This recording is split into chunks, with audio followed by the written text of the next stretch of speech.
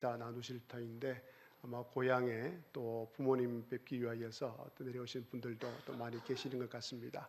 서로 인사 나누실 때에 추석 보름달과 같은 얼굴로 옆 사람 보면서 보름달 같습니다. 그렇게 한번 인사 나눌까요? 시작. 예.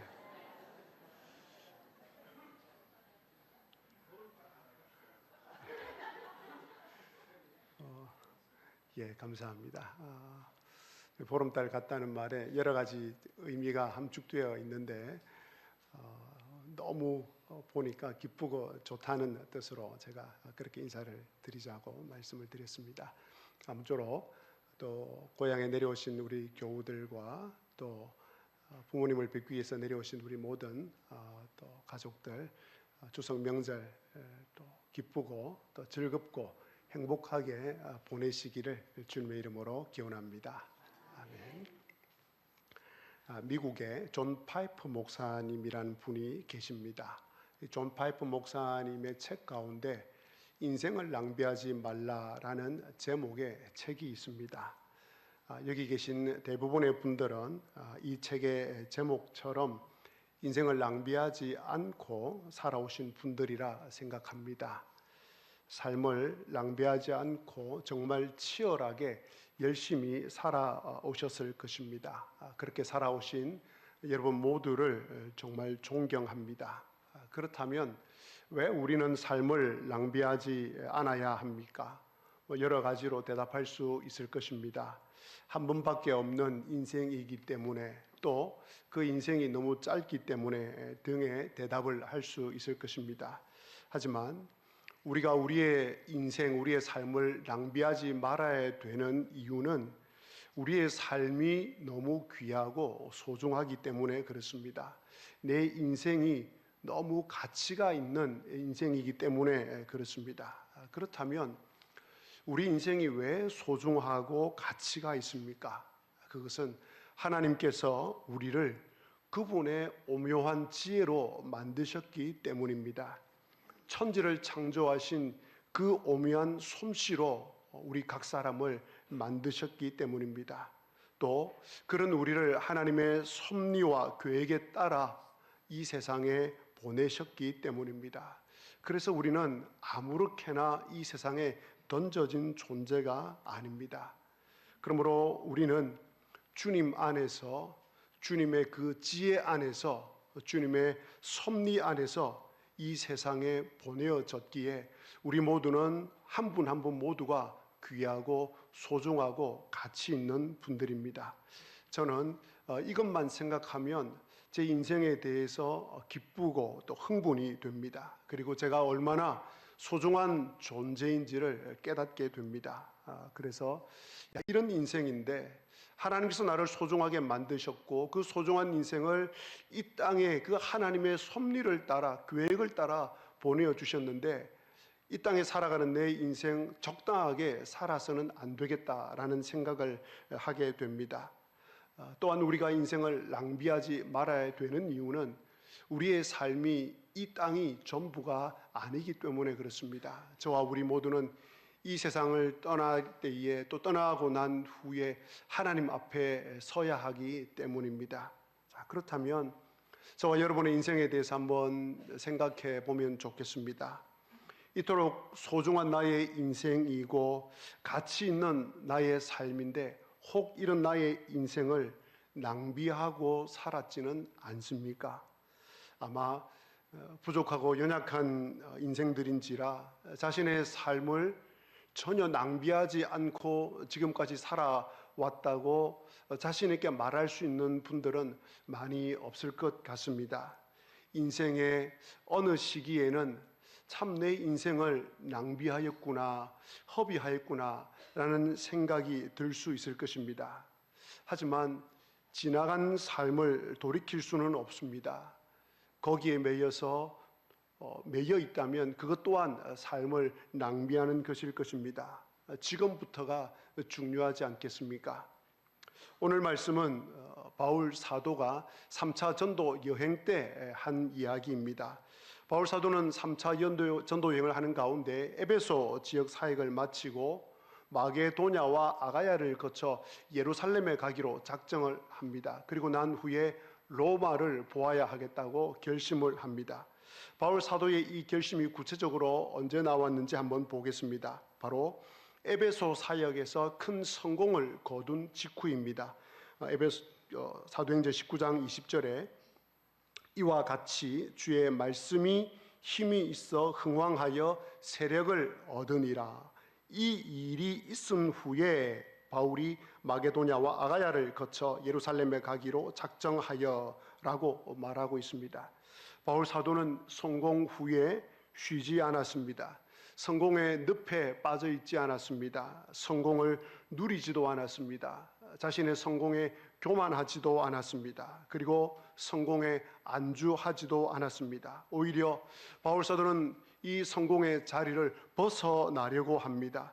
성공이 가져다 주는 안락함의 소파를 걷어치우고 있습니다. 그러면서 마게도냐와 아가야에 있는 자신이 세운 교회들을 돌아볼 것이라고 합니다. 그리고 예루살렘에 올라가서 로마까지 가겠다고 작정을 합니다. 우리말 번역에 로마도 보아야 하리라 라는 이 번역이 조금 원문과는 조금 차이가 납니다. 원문을 그대로 직역하면 내가 반드시 로마를 보아야만 하리라 라고 되어 있습니다. 바울 사도의 그 로마 전도를 향한 로마를 향한 강렬한 의지와 열정을 우리가 느낄 수 있습니다. 여러분들께서 잘 아시는 대로 당시 로마는 세계의 중심이었고 학문과 문화와 정치의 중심이었습니다. 게다가 도로망이 잘 발달되어 있어서 복음의 폭탄을 터뜨려 놓으면 전 세계로 복음이 뻗어나갈 수 있었기 때문이었습니다. 그래서 바울 사도는 로마도 보아야 하리라 라는 꿈을 꿉니다. 목표를 세우고 비전을 세웁니다. 복음을 향한 바울 사도의 이 꿈이 목표가 대단합니다. 그래서 신학자 벵겔은 이렇게 말했습니다. 어떤 알렉산더 대왕도 어떤 케사르도 어떤 다른 영웅도 이 작은 베냐민 사람의 그 넓은 마음에는 근접하지 못한다라고 말입니다. 자, 그러면 바울 사도가 로마도 보아야 하리라라고 결심한 이때의 나이가 몇 살쯤 되었겠습니까? 바울 사도가 주님의 부르심을 받은 나이가 학자들마다 거의 동의하는데 대체로 30대 전후입니다. 그리고 아라비아에서 그리고 고향 다소에서 10년간 집거 생활을 합니다. 이 집거를 하는 동안 바울은 복음 전도를 위한 준비를 합니다. 그리고 40이 되어서 1차 전도 여행에 부름을 받습니다. 그로부터 13년에 걸쳐서 1차, 2차, 3차 전도 여행을 합니다. 이때 바울의 나이가 50대 중반쯤 됩니다. 바울 사도는 50 중반쯤이 되어서 로마에 복음의 깃발을 꽂을 것이라고 결심합니다. 50대 중반 그러면 지금 여러분들의 나이로 한창 일할 나이에 바울 사도가 이 꿈을 꾸었구나라고 생각할 수 있겠지만 그 당시 사람들의 나이가 50대 초반이었습니다. 오래 사는 사람은 50대 중반, 60대 이하를 넘기지 못하는 때가 이때였습니다. 그러면 이 꿈을 가질 때의 바울의 나이가 50대 중후반이라고 생각한다면 지금 바울은 인생 말년에 노년에 이 꿈을 세운 것입니다. 그리고 바울 사도가 이 꿈을 가지고 로마에 들어간 후에 이태 동안 2년 동안 복음을 전하고 얼마 지나지 않아서 로마의 감옥에 갇혀 순교를 하게 됩니다. 바울 사도는 에베소 사역의 성공을 마치고 로마에 관광을 가려는 것이 아닙니다. 너무 에너지를 많이 쏟았으니 이제 좀 쉬어야 되겠다라는 마음으로 로마에 가려고 하는 것이 아닙니다. 기독교 복음과 가장 반대되는 문화와 우상 숭배가 가득해 있는 그 수도 로마에 복음을 전하기 위해서 가려고 하는 것입니다. 한마디로 죽을 각오를 하고 가려는 것입니다. 자기 인생 마지막임에도 불구하고 노년임에도 불구하고 복음을 위한 증인의 삶을 마지막까지 쏟기 위하여서 로마로 가려고 하는 이 바울의 모습은 우리에게 깊은 감동을 줍니다. 이런 바울의 모습을 보면서 그저 감동을 받는 것으로 그쳐서는 안 되겠습니다. 저와 여러분 모두가 이 감동의 주인공이 되어야 하겠습니다. 왜냐하면 저와 여러분 모두도 바울 사도와 똑같이 소중하고 가치 있는 삶을 살아가는 사람들이기 때문에 그렇습니다. 우리 역시도 바울 사도와 똑같이 하나님께로부터 받은 소명을 가지고 살아가는 사람들이기 때문에 그렇습니다. 창세기 1장 28절에 보면 하나님께서는 저와 여러분에게 이 세상을 가꾸고 돌보라는 소명을 주셨습니다. 그리고 마태복음 28장에서 예수님께서는 모든 족속에게 이 복음을 전하여 제자로 삼으라고 하셨습니다. 그리고 사도행전 1장 8절에 보면 땅 끝까지 이르러 내 증인이 되리라 라고 말씀을 하셨습니다. 그렇다면 저와 여러분 역시도 우리에게 주신 이 사명을 위하여서 구체적인 목표를 세우고 살아가야 하지 않겠습니까? 어떻습니까? 여러분 가정과 직장과 생업과 교회에서 하나님께서 주신 사명과 내게 주신 은사와 달란트를 가지고 세워놓은 꿈과 목표가 있으신지요? 지금 보여드리는 이 표는 미국의 예일 대학교에서 졸업을 한 학생들을 22년 후에 어떻게 살고 있는지를 추적하여서 어떤 사람이 연구 보고서를 쓴 책에 나온 보고서입니다. 우리나라와 환경이 다르기 때문에 동일하게 적용할 수는 없겠습니다만 한번 들어보시기를 바랍니다. 이 도표에 따르면 예일대 졸업생 가운데 빈곤층으로 살고 있는 27%가 있었습니다. 이 사람들을 조사해 보았더니 삶의 목표가 없는 사람들이었습니다. 삶의 목표라는 것에 관심이나 관념조차 없는 사람들이었습니다. 자, 그 위에 이제 41%에 해당되는 사람들이 있었는데 서민층에 해당되는 사람들이었습니다. 이 서민층에 해당되는 사람들이 제일 많이 하는 말이 열심히 살면 되지라는 말이었다고 합니다. 열심히 사는 것이 목표였다고 말하고 있습니다. 이들 역시 열심히만 살았지 삶의 목표가 없었다고 밝히고 있습니다. 자, 그리고 그 위에 19%가 중산층에 해당이 되는데 이 사람들은 목표는 세웠지만 그 목표를 자주 수정한 사람들이었습니다. 자, 그리고 그 위에 중상류층에 있는데 10%에 해당되는 사람들입니다. 이 10%에 해당되는 중상류층은 목표를 세우고 또 마음속으로 이 목표를 계속 다짐하면서 살았던 사람들입니다. 또 살고 있는 사람들이라고 했습니다. 자, 그리고 마지막에 상류층에 해당되는 이 3%의 사람들은 목표를 세우고 또 그것을 글로 써놓고 매일 쳐다보면서 실질적으로 실천했던 사람들이라고 합니다. 자, 이 연구 보고서를 낸 사람은 무엇이 이런 결과를 가져오게 했는가라는 질문을 하면서 그 대답을 목표라고 이야기를 했습니다. 실천에 옮기고 안 옮기고 라는 문제보다 궁극적으로 목표가 있느냐 목표가 없느냐, 그 목표를 글로 쓴 것이 있느냐 쓴 것이 없느냐라는 것이 아주 중요한 기준점이 된다고 이야기했습니다. 여기에 기준점이라고 하는 것은 성공적인 삶, 경제적으로 윤택한 삶을 두고 말합니다. 제가 이 책을 읽고 또 이 세미나를 듣고 나서 주변 사람들에게 물어보았습니다.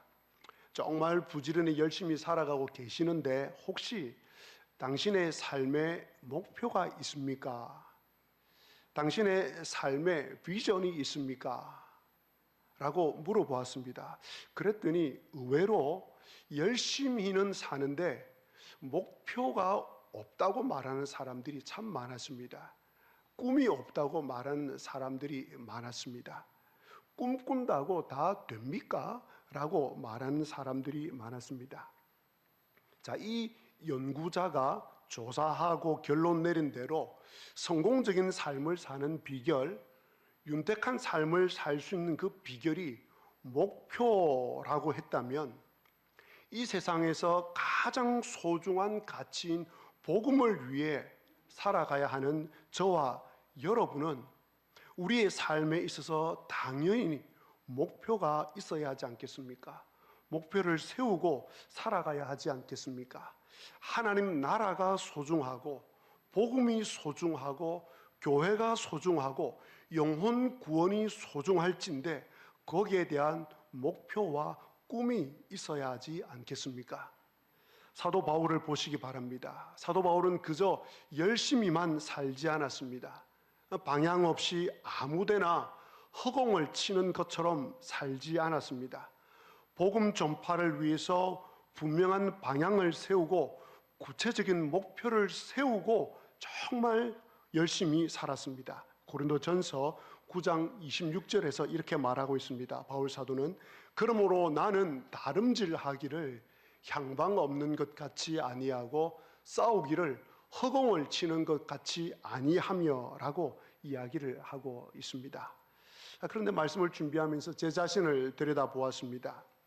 바울 사도처럼 하나님께서 기뻐하시는 삶을 위해서, 또 저에게 주어진 그 소명을 위해서 꿈을 꾸고 목표를 세우고 살아가려고 하는데 이게 잘 안 되는 것이었습니다. 그래서 바울 사도와 같은 사람 참 많이 찾기 힘들구나, 많지 않겠구나 라는 생각이 들었습니다. 그러면 나도 그냥 그런 사람 많지 않은데 나도 그렇게 살 수 없을 텐데 라는 마음이 들기보다는, 어떻게 보면 바울 사도처럼 그렇게까지 제가 살 수는 없다 할지라도 제가 할 수 있는 최선의 힘을 다해서 하나님께서 제게 주신 그 소중한 삶을 위해서, 하나님께서 제게 맡겨주신 그 사명을 위해서 목표를 세우고 힘써 달려가야겠다라는 생각을 가졌습니다. 바울 사도처럼이 아니라 하나님께서 제게 주신 삶이 너무 소중하고 가치가 있기 때문에 그렇습니다. 한번 질문을 드려보겠습니다. 마음속으로 대답을 한번 해보시기를 바랍니다. 여러분은 여러분 가정에서, 또 가정의 영역에서 어떤 목표가 있습니까? 하나님께서 기뻐하시는 가정을 만들기 위해서 어떤 목표를 가지고 달려가고 있습니까? 또 생업은 하나님께서 우리에게 주신 직업적 소명을 실천하는 자리입니다. 그렇다면 나의 직장에서, 나의 생업에서 하나님의 나라를 세우기 위해서, 하나님의 새로운 사회를 만들기 위해서 나는 어떤 목표를 가지고 직장 생활을 하고 있습니까? 생업을 감당하고 있습니까?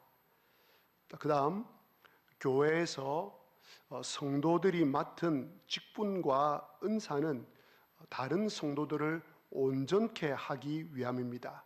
하나님께서 우리에게 직분을 주시고 은사를 주신 것은 다른 성도들을 온전케 하도록 하기 위해서 주신 것들입니다. 그렇다면 나는 성도들을 온전케 하기 위하여서 어떤 목표를 가지고 신앙생활을 하고 있습니까?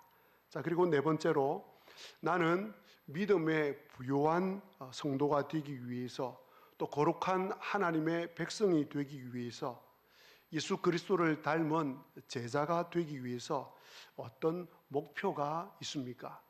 성경에 보면 경건에 이르기를 연습하라라고 말씀하고 있습니다. 이 연습하다라는 단어는 영어로 보면 훈련하다라는 단어로 되어 있습니다. 여러분께서 잘 아시는 대로 훈련에 있어서 가장 좋은 효과를 낼 수 있는 방법은 목표입니다. 그래서 좋은 코치는 선수가 아주 잘 따라올 수 있는 수준에 조금 더 점프하면 사과를 집을 수 있는 그 위치, 목표를 정해놓고 선수로 하여금 조금씩 기량을 키워가는 코치라고 합니다. 목표가 아주 좋은 목표가 중요하다는 것입니다. 그래서 기독교 영성 작가인 게리 토마스는 이렇게 말합니다. 주님을 닮아가는 일에, 영성을 더 깊이 뿌리를 내리는 일에 있어서 목표를 세우는 것이 중요합니다. 오늘 그 일을 위해서 목표를 세웠다가 내일 그 목표를 실천하지 못한다 하더라도 오늘 목표를 세운 사람은 목표를 세우지 않은 사람보다 한 걸음 더 주님을 닮아가게 된다고 이야기를 하고 있습니다. 자, 그런데 이 목표를 세울 때 가장 중요한 것이 있습니다. 이것을 놓치면 결코 안 됩니다. 그것이 무엇입니까? 오늘 21절에 나오는 말씀입니다. 21절에 나오는 말씀 가운데 나오는 단어입니다. 어떤 단어냐면 작정하여라는 단어입니다. 21절에 보면 이렇게 되어 있습니다. 바울이 마게도냐와 아가야를 거쳐 예루살렘에 가기로 작정하여 이르되 내가 거기 갔다가 후에 로마도 보아야 하리라 라고 되어 있습니다. 우리 한글 번역에는 이렇게 작정하여 내가 거기 갔다가 후에 로마도 보아야 하리라 라고 되어 있는데, 원문을 보면 이 작정하여라는 단어를 에데토라고 이렇게 되어 있는데, 이 헬라 원어의 에데토라고 끝나지 않고 에데토 호 파울로스, 즉 바울이 작정하여라고 한 다음에 엔토 푸뉴마티라는 이 번역이 빠져 있습니다. 이 엔토 푸뉴마티는 영어로 하면 in Holy Spirit 이렇게 되어 있습니다. 성령님 안에서 작정하여라는 이 단어가 번역이 빠져 있습니다. 그래서 정확하게 번역을 하면 바울 사도가 성령님 안에서 예루살렘에 가기로 작정하고 로마도 보아야 하겠다라고 작정을 했다는 것입니다. 즉 바울 사도가 오늘 세운 이 목표는 자기 마음대로 하지 않았다는 것입니다. 성령님과 의논하였고 성령님께 물어보고 성령님께서 주시는 것을 자신의 목표로 삼았다는 것입니다. 이 부분이 오늘 설교에 있어서 가장 중요합니다. 바울 사도를 부르신 분이 성령 하나님이셨습니다. 바울 사도를 수리아 안디옥 교회 목회자로 부르신 분도 하나님이셨습니다. 바울 사도의 인생에 단 한 번도 계획하거나 꿈꾸지 않았던 일들이었습니다. 그리고 전도 여행을 시작하게 하신 분도 성령님이셨습니다. 또 여러분들께서 지금 사도행전 강해 설교를 통해서, 시리즈 설교를 통해서 들으신 바대로 2차 전도 여행 때 바울 사도가 성령님 안에서 계획을 하고 목표를 세우고 아시아 쪽으로 가려고 여러 번 노력을 했습니다. 그런데 성령 하나님께서 그때마다 막으셨습니다. 막으시고 바울 사도의 이 2차 전도의 여행길을 유럽으로 돌리셨습니다. 유럽으로 가라고 하셨습니다. 성령 하나님께서 그 일을 하게 하셨습니다. 바울 사도는 이것을 통해서 자신의 삶과 이방인 선교를 향한 이 모든 일을 주관하시는 분이 성령님이심을 분명히 그는 깨달았습니다. 그래서 바울 사도는 전도 여행과 관련하여서 계획을 세우고 목표를 세울 때 언제나 성령님 안에서 세웠습니다. 성령님께 물어보았습니다. 그렇다면 오늘 예루살렘을 가야 하리라, 로마도 보아야 하리라 라는 이것 역시 자신에게서 나온 야망이 아니라 성령님의 인도하심을 받으며 세운 목표임을 우리는 알 수가 있습니다. 나중에 나오겠습니다마는 바울 사도가 이 목표를 세우고 예루살렘에 올라갑니다. 그런데 정말 예상치도 못했는데 유대인들에게 붙잡힙니다. 로마를 가야 하는 꿈을 가지고 예루살렘에 올라왔는데 그만 죄수의 몸이 되어 재판을 받습니다. 그것뿐입니까? 벨릭스 총독에 의해서 2년 동안이나 감옥에 갇혀 있게 됩니다. 그리고 2년이 지나서 겨우 로마를 향해 출발했는데 바다에 큰 풍랑이 일어나서 사경을 헤매게 됩니다. 그리고 나서 로마에 도착을 하게 되지만 셋집에 갇혀서, 감옥은 아니지만 셋집에 갇혀 있게 됩니다. 원대한 꿈을 꾸고 예루살렘에 올라갔지만 그 과정은 본인이 전혀 생각하지 못했던 것이었습니다. 그런데 잘 보십시오. 바울 사도가 로마를 향해 가는 이 목표, 이 꿈이 자신에게서 나온 것이 아니라, 자신의 꿈이 아니라 성령 안에서 세운 꿈이었고, 성령님께 기도하면서 세운 꿈이었고, 성령님께서 주신 꿈이었기 때문에 어떤 환경을 만나더라도 불평하거나 원망하지 않았습니다. 좌절하지 않았습니다. 조급해하지 않았습니다. 제가 지금 방금 말씀드리는 이 부분이 오늘 설교에서 가장 중요한 부분입니다. 자신의 로마행을 시작하게 하신 분이 성령님이시기 때문에 로마행이 늦어지더라도, 또 그 사이에 생각지도 못했던 많은 어려움을 만났다 하더라도 그 상황에 처하게 하신 분이 성령 하나님이심을 믿고 자신이 처한 그 상황, 그 자리에서 해야 될 믿음의 행동을 감당합니다. 성령님 안에서 이 부분이 가장 중요함을 제삼 말씀드립니다. 앞에서 말씀드린 꿈을 꾸고 목표를 세우는 것보다 훨씬 더 중요한 것이 바로 이 성령님 안에서입니다.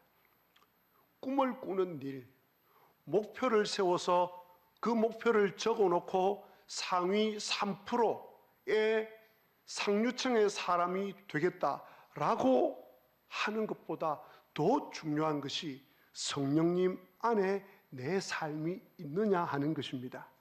그렇지 않고 목표를 세우고 꿈을 세우고 달려가면 그것은 내 야망이 될 수 있습니다. 그 야망으로 물질에는 부유할 수 있고 성공에는 부유한 사람이 될 수 있겠지만 하나님에게 부유한 사람이 되지 못할 가능성이 많습니다.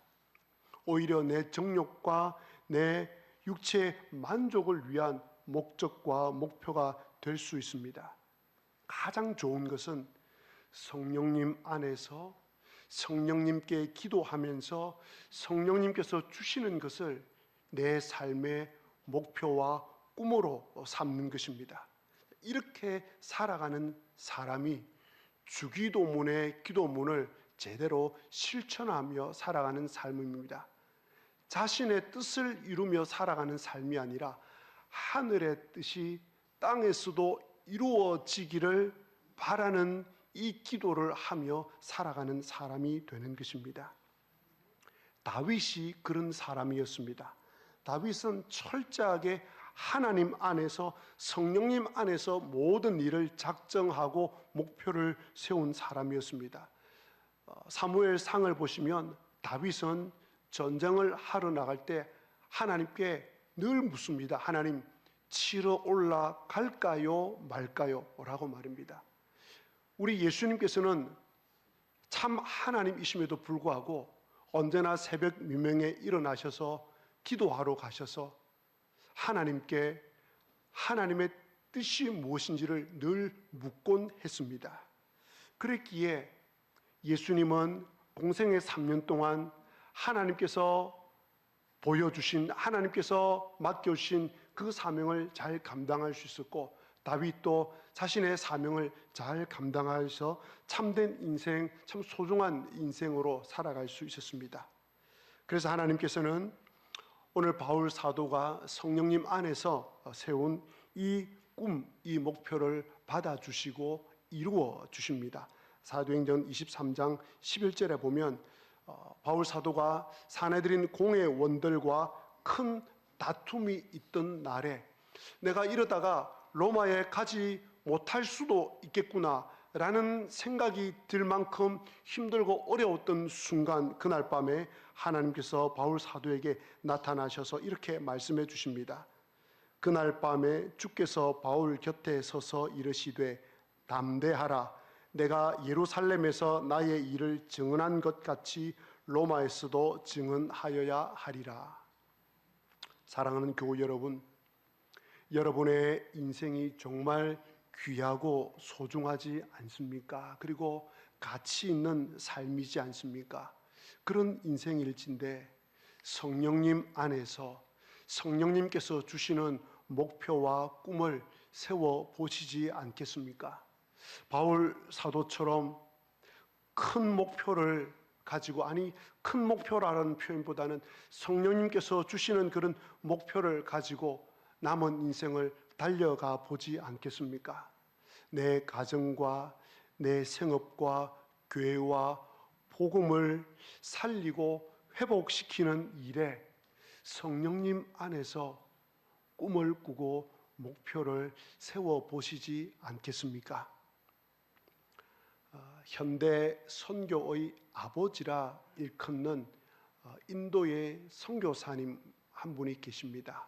인도에 선교를 하러 가신 한 분이 계십니다. 그 선교사님 이름은 윌리엄 캐리입니다.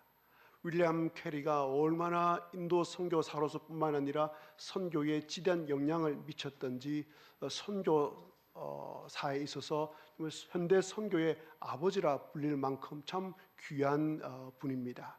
그분이 선교를 나가기 전에 이런 말을 합니다.